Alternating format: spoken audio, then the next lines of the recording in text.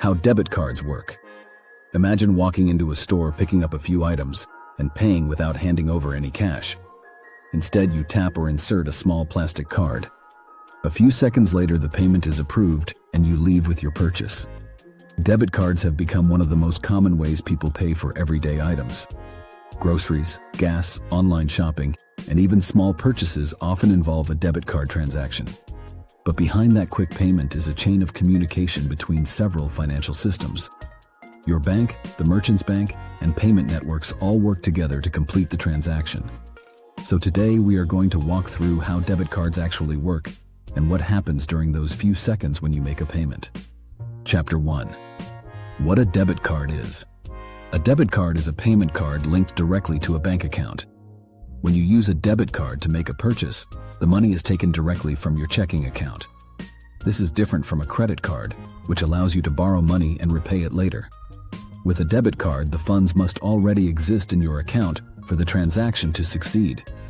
Because of this direct connection, debit cards act as a convenient digital way to access money stored in a bank account. Chapter 2. The basic components of a debit card. A debit card contains several pieces of information that allow it to function within payment systems. The card number identifies the account associated with the card.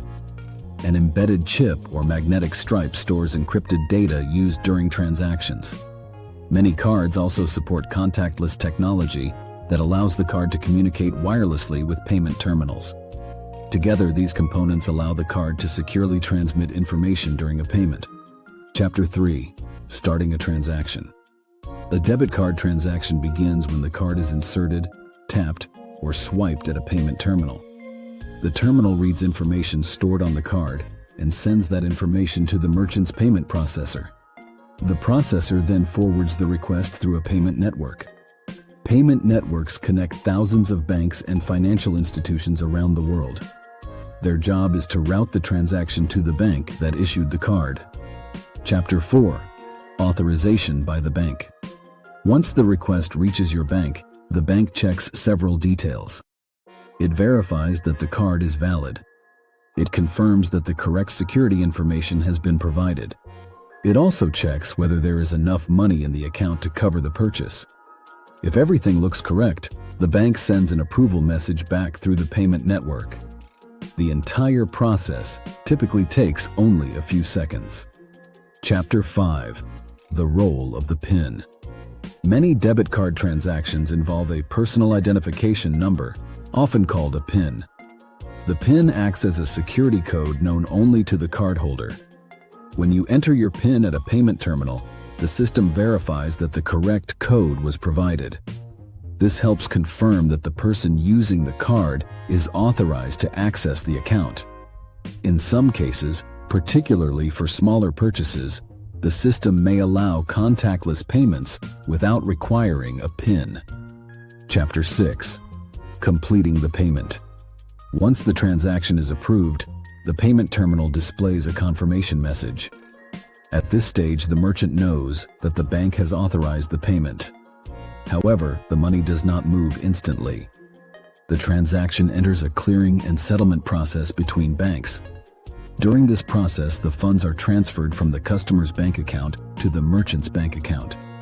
This may occur later that day or during the next banking cycle. Chapter 7.